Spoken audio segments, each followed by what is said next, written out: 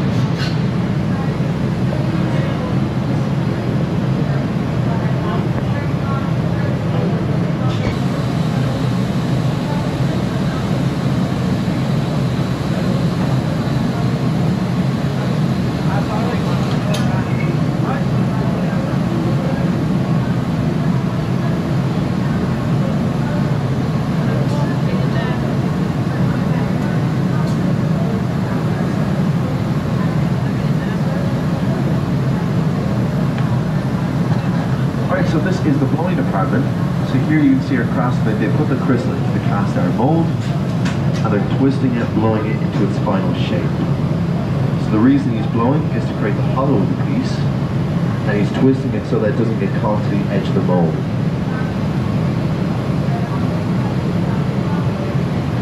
So this is a cast iron mold. This is from our production range. So this is the piece they're making here now. This is our Waterford Mastercraft harness and vase.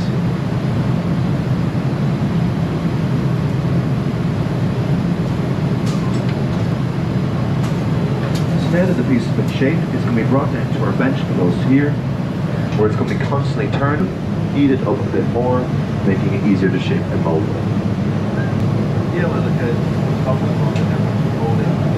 It's in the bottom of the The craftsman above us here, he's bringing the piece of crystal over to the bench, where he's going to give it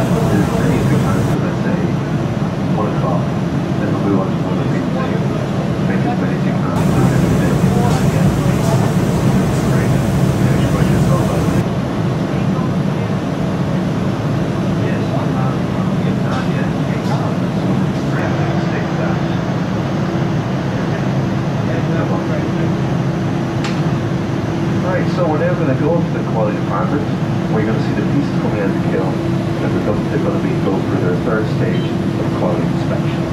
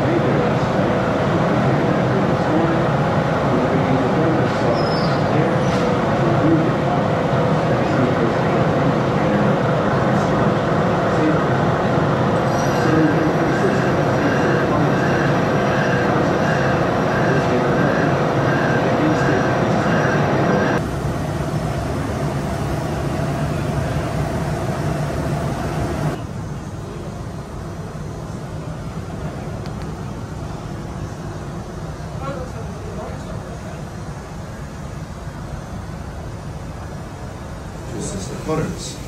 And the colours, they've learned to memorise over 100 different patterns throughout their entire career. This is just to show them sunflower. Oh, sundial. No, it's not sundial. So I'll tell you the answer. So do you know the Millennium Ball in New York City that drops every year for New Year's? So this is what the crystal ball is made of. So the actual ball itself is it's a steel ball. Then they have 2,660 of these different panels. And that's put all over the steel ball, and that's what makes it up.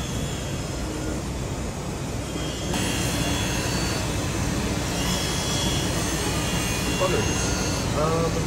Well, I mean, the entire factory is about 71 years. 71 years in the factory.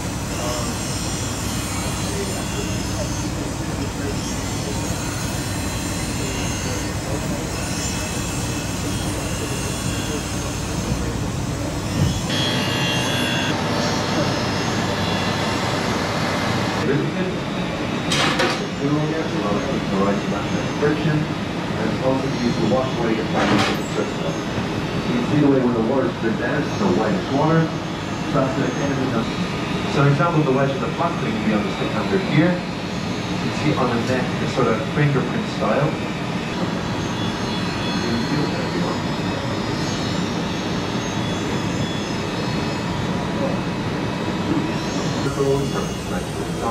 And sometimes pieces that are too physically big to not hand. Now, that being said, I say 10% of our products can go to them. Exactly.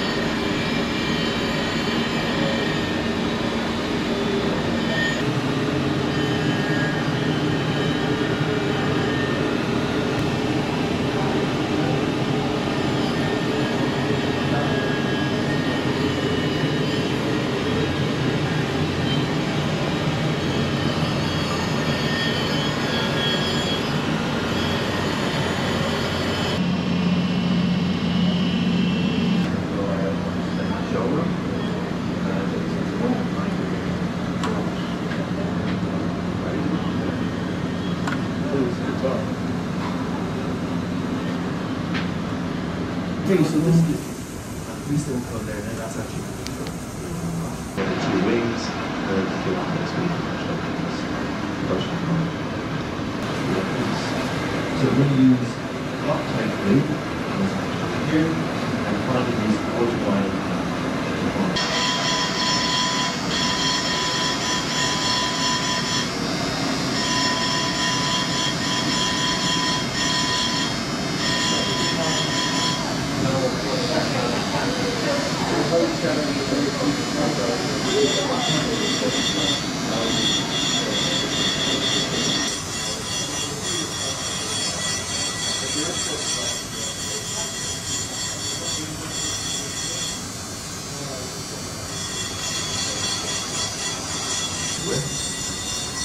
Then you can look to my left, it's wheel utensils as you can see there.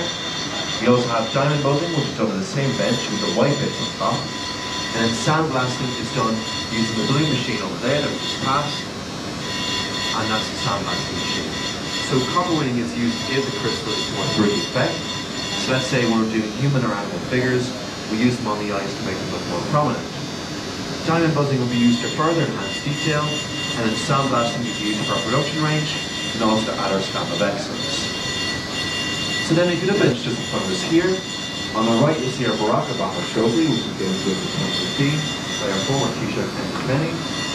On the left you'll see a trophy given to Queen Elizabeth II for her Platinum Jubilee. And just to the right of that you'll see the Ashes trophy, which is a cricket tournament played in Australia. I'm sure you're all very acquainted with. Then if you look to my left, you see our 9/11 memorial. This was made in remembrance of Father Michael Judge, and this piece will incorporate all the three different types of engraving. So they used copper winning and diamond buzzing for the human figures, and then sandblasting to go back to give that sort of grainy effect.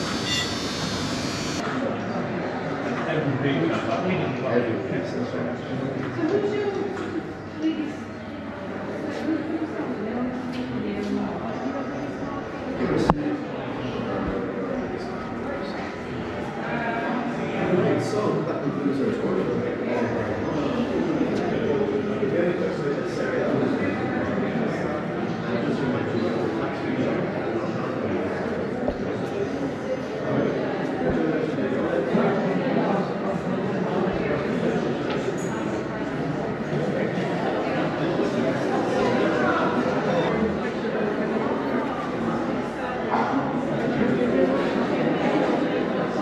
Yeah.